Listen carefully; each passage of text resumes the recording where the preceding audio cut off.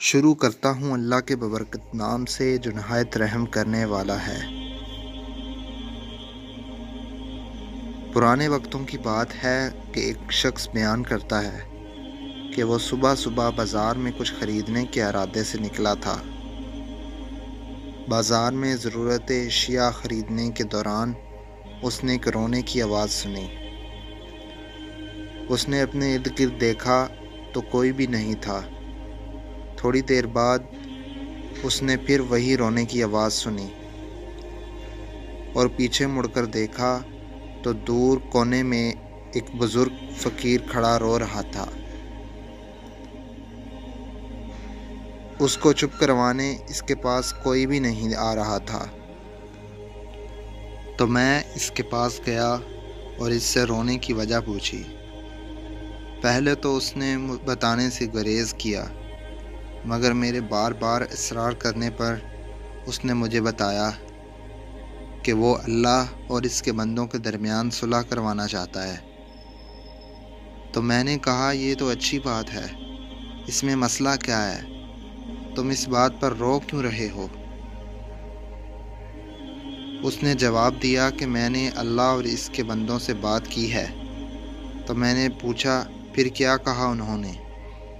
تو اس نے جواب دیا اللہ تو مان رہا ہے لیکن اس کے بندے نہیں مان رہے۔ میں نے پوچھا اس کا کیا مطلب ہے؟ اس نے جواب دیا کہ میں نے اللہ سے بات کی، اللہ فرماتا ہے سب کو لے آؤ، میں ایک آنسو پر معاف فرما دوں گا۔ تو میں نے کہا پھر مسئلہ کیا ہے؟ تو وہ اس پر کہنے لگا کہ اللہ کے بندے نہیں مان رہے۔ میں نے اللہ کے بندوں کو اس کے بارے میں بتایا، مگر وہ مجھے پاگل کہہ کر پیچھے کر رہے ہیں اور میری بات سننے کو تیار ہی نہیں ہیں۔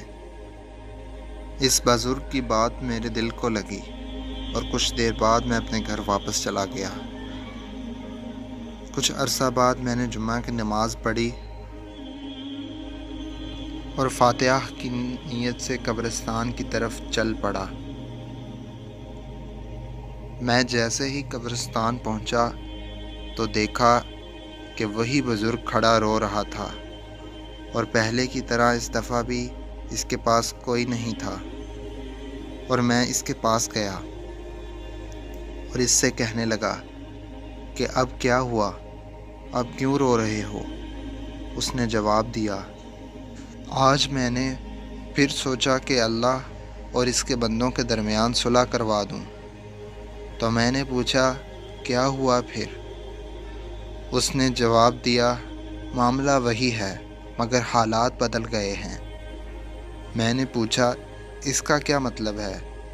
اس نے جواب دیا کہ پہلے اللہ تعالیٰ مان رہا تھا، یہ لوگ نہیں مانتے تھے، یہ مجھے دھکے دیتے تھے۔ تو میں نے کہا اب کیا ہوا ہے؟ تو اس نے کہا اب یہ مردہ لوگ مان گئے ہیں لیکن اللہ تعالیٰ نہیں مان رہا۔ اللہ اکبر! یہ کتنی گہری بات ہے۔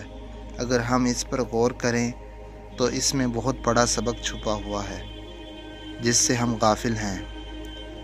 دوستو، ہمیں چاہیے کہ ہم اس بارے میں سوچیں کہ کیا انجانے میں ہم بھی تو اسی طرح غافل تو نہیں ہیں۔